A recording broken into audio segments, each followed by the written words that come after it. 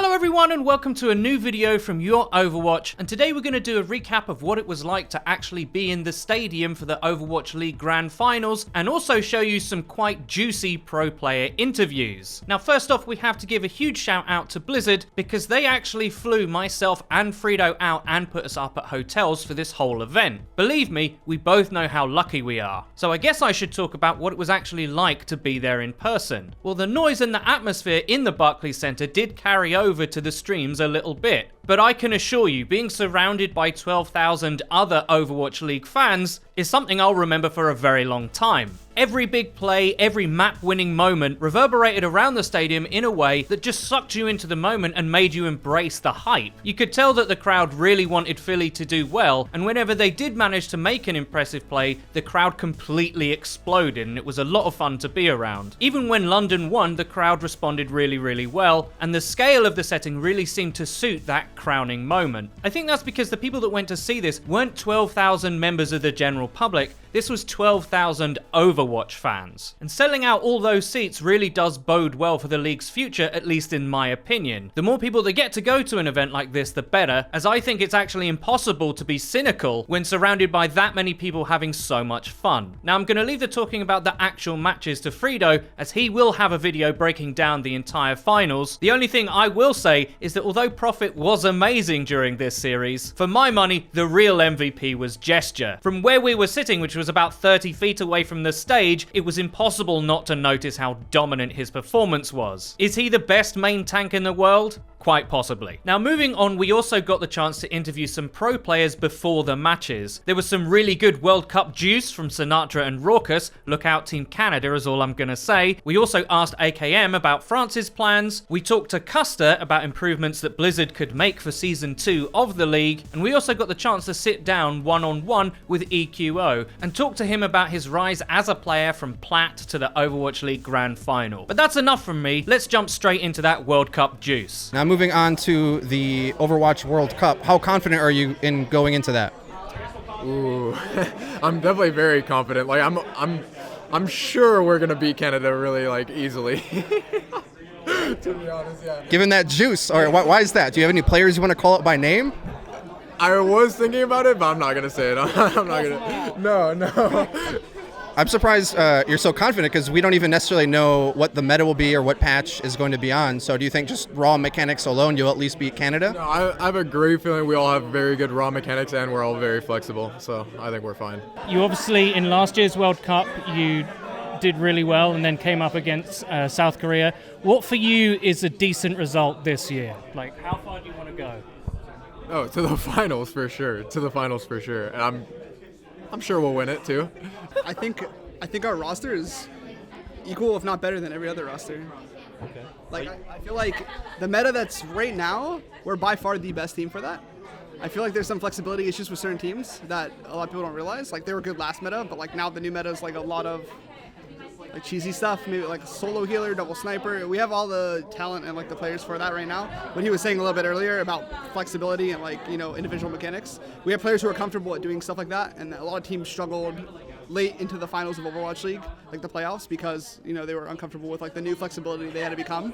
I definitely feel like we have a very good chance this year, extremely good chance. So I'm excited. Okay, now Sinatra said that you're definitely going to beat Canada. Are you going to mirror that? And how do you feel about going up against South Korea again? I'd be surprised if we didn't 4-0 Canada, and I'm not just saying that as a joke. I honestly don't think we're going to lose to Canada at all. Okay, this guy's more alpha than me. Our roster is better. We have better players.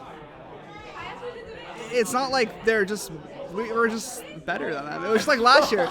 Last year we scrimmed them and our record was 30-4 in practice. Yeah, for some reason they were saying it was close. It was never, I haven't said anything about it. It was never close. But it was not close at all in scrim. We had one bad day where they beat us 3-1, and then after that we schlocked them. It was so one-sided. It was in the beginning we were just beating them 4-0 every scrim. Every map we were just dominating them, and then there was one day where they did very good against us, and then they started saying that, oh yeah, we're doing really. It was equal in scrims against USA. It was never equal. I never had a problem with any of the players on Canada. It's just I guess they said that to make themselves feel better. They also had a way easier side on the group stage. This is my first time talking about that, by the way. I really wanted to say something about it, but I just was I won't. I don't think Canada will be a problem. All right.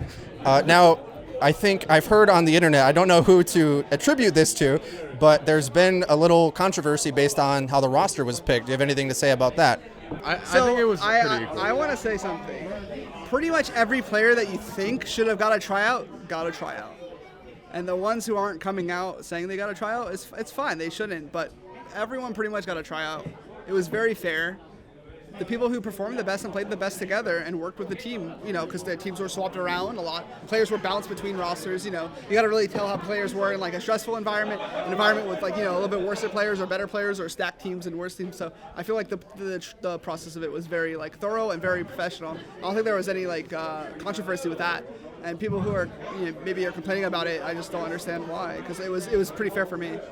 Okay. I think very good word, professional. Like, it wasn't just like a tryout phase where it was like, oh, this player just gets 1 day to try out and that's it. Like, if they do bad that day, they're cut. We had like 2 weeks to perform, like over 2 weeks to perform. So I think it was very fair, like overall, to be honest. From what I remember, I think someone accused Arrow of playing favoritism, perhaps.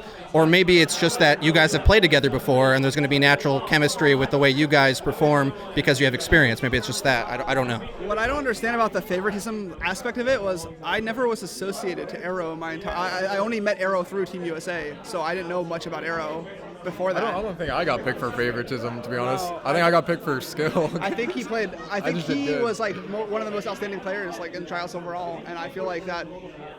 I just played better than I've ever played in my life, and that's like the thing, because it's just like different environments make you play better, and that's all I can really say. Like, I think Arrow was super professional and didn't favorite really anyone.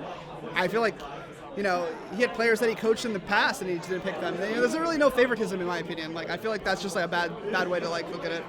He's here, remember, he's representing himself, not only us and the country. A lot of pressure's on him. If he would have picked someone for favoritism, then it would make himself look bad. There was no favoritism for him, I swear. What are your plans for the World Cup, like the preparation for that, and how you basically prepare for that? So most of the friendship that lives in LA right now, we're going back like mid of August to start practicing really hard for World Cup. We're gonna boot camp even like 2 weeks before group stages, and hopefully boot camp before BlizzCon if we make it to BlizzCon. So that's something we really consider like really important for us. We really want to make like the country proud, ourselves proud. We want to like show everyone like what happened if maybe if Rogue stayed together. Could they have won the whole thing? Like maybe we're gonna win the whole thing. So it's like it's a good opportunity for us to showcase ourselves as players and like as good friends too. Do you have any opinions on how Blizzard handles the patches for the Overwatch League? Like, would you have preferred it to stay the same from Stage 4, or maybe a bit more time or games to be played on that new patch? I've been thinking about it, and like I think there needs to be a balance in the patch. I don't think there should be a patch just for the playoffs, like happened this season. I think it'd be really good if they could find a way to have it so the patches match the stages. So you have a patch. Every patch is different every stage, except for the last stage that is played is the same stage of playoffs. Or do 2 patches, one for the first half of the season, one for the second half. I don't know how you function the logistics, especially around the game and as the game patches, but I think if you can have stability, it would make the seeding more valuable, because you sort of saw it wasn't really a patch good for us in New York Excelsior, and that's why you see the number 1 and 2 seed go out in the semifinals matches. So if they don't change it, then you will have these upsets, maybe for better, maybe for worse, but yeah. In general, is there any other changes to the format or the league in and how the normal games are played that you think would help Season 2? I wish we didn't have to play as many games. I can understand why Blizzard is putting out as many games as they are, but maybe if we could play like 3 games a fortnight, that would be better. Just more time between games would give players more respite for things, and also more preparation for every match. Sometimes it feels like you have no time to prepare for your next opponent, so it's just no one's focusing on how to beat your opponent. Everyone's just focusing on playing the best they can, and if they lose to the opposition team, then that's how it is. So I think it would produce better matches if there were less matches, but yeah, that's something that I'm sure Blizzard is very aware of. So, do you have any other choice words to say about the rank system or how it operates and what it rewards? Trash. I don't know. The rank system is just bad. I don't know. I don't know how to fix it either. Like maybe SR reset, like reset accounts. Maybe like always check IPs to see if like people are boosting because I feel like there's a lot of boosted players still in this current like place, and there's also people who got boosted like way back then, like season 2, they're like 1.5k and all of a sudden jump to 4k season 3. Like it's just an obvious boost, but I feel like SR reset would fix that, and like more bans on, or more like hard bans on boosters. Okay. Perhaps anything with the structure of ranked that you think might help, like the way it's laid out, role queue, a lot of people want, things like that? I think role queue would help a lot, because there's a lot of situations where you just get like Hanzo, or like 4 Hanzo mains or like 4 Mercy mains, and it's just like an automatic loss. So I think role queue would work. I think that would help a lot, but I don't know about other things, like honestly. What do you think of private profiles? And right, okay. Just to preface your answer, I have a feeling that it affects the absolute top level of play more than it does everybody else. So I'd just like to get your opinion on it. Yeah, I'm sure in like the lower levels of play, it doesn't matter, because they'll just play what they want anyways, and they'll lose and no one cares. But like in top level play, when it's like comes to top 500 and Grandmaster, like you want to know what your teammates main so you can tell them to play their main. But like now they, like if a Mercy main like that's 4.4k just wants to like, oh, I'm just gonna practice Tracer now, like in ranked, and then they hide their profile so no one knows, and then they just start playing Tracer all ranked. You're just gonna keep losing the games. Like no matter what, you will lose that game. Like you'll just have a 5v6 non-DPS player. So I just hate hide profiles, like honestly. My other question would be your personal journey as a player, because obviously a lot of people haven't heard of you before the Overwatch League. A lot of these other pros, especially some of your teammates, were from other places. Can you describe to me how you became a pro and how all that went down? It was definitely like a long journey for me ever since I started playing Overwatch. It was kind of tough at first, because I was just, I'm like, I started the game, I fell in love, and I'm like, I'm gonna become pro in this game, And then I play competitive, and I place Plat, and I'm like, okay, this is like a great start. So I'm like, it's a Plat to the Grand Final, man. From Plat to the Grand Finals, like a great, storyline. So at the time, I wasn't, thinking that I don't have a chance, I wasn't thinking, oh, am I gonna be a pro? I wasn't thinking that will just like hold me down. So what I did was, every step of like my journey, I just pretty much made sure that, what do I need to do next, What's my next step in becoming a pro, And I just kept going like that for months and months. And in the end, I got scouted by Hayes after like all my hard work. And, I got into Fusion. I got over, a lot of, famous DPS players that were like trialing back then.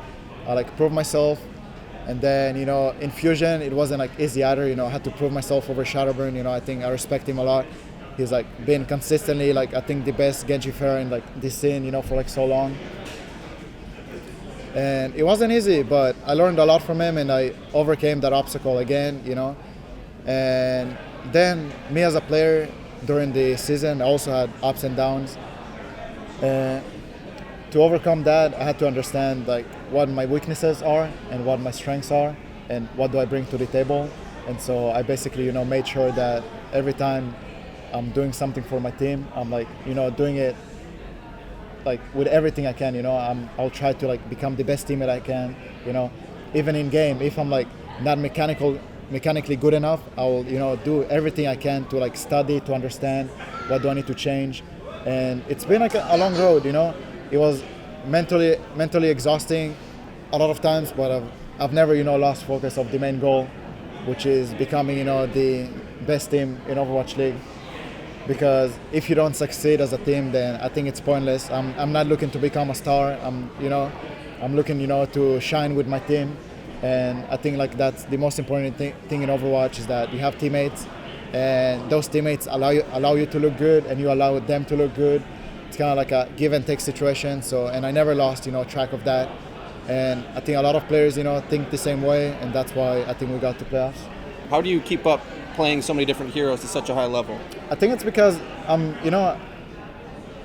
not afraid to accept that other people are better sometimes, and because I accept that means I can learn from them, and because I learn from them, then I become better, because I take what they have and I make it my own and I make it better, So like when I learned Zarya, I look at Poco and I'm like, how would Poco would think, When I learned other heroes, I'm like, how would this guy would think, and I'm like, and I just make that my own, And I don't know, in a mysterious way it works, and I'm here, you know.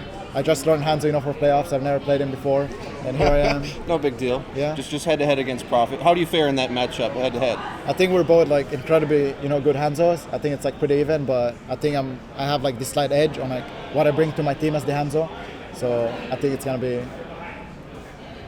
Cool, man. Cool. And that's about it for today's video, guys. I really hope you enjoyed it. If you did, please don't forget to leave a rating. If you never want to miss another video of ours again, please click the bell icon next to the subscribe button on our channel to join the notification squad. You'll be in great company. And finally, please follow the Your Overwatch Twitter. It's where you can find updates about new videos and other cool stuff. I've been Eddie the Chump, and until next time.